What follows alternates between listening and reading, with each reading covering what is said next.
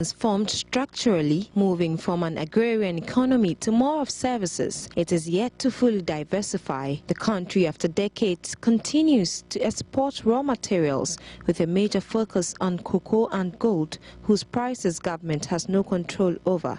Analysts say diversifying the economy is the surest way to creating more jobs for the youth, which the current services sector cannot ensure. But for them, that will only happen if there is a deliberate policy intervention. It takes bold decisions, bold steps, bold investment. So the government has to show that they have the political will and they want to do it, they want to invest into it. That will require that we need to have an industrial development strategy.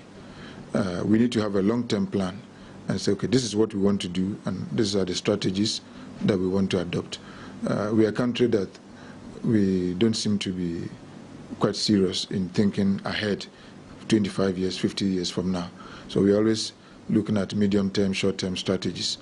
You will need to look at your trade strategy.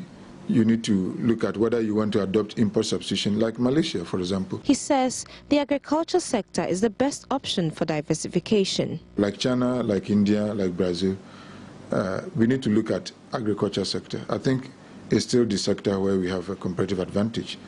And look at, even if we want to concentrate on cocoa, yes, we don't need to export the raw cocoa beans. We can also add value. Why do we just export the raw cocoa beans? How much do we get for it? But once you add value to it, then you can get more money. You can also export them to several countries, not only to Europe, but also you get more foreign exchange. And also you create jobs as you're processing them. So also reduce our dependence on imports of these commodities that are coming all over from Asia and other countries. And that will save this hard foreign exchange that we are already struggling to maintain our reserves.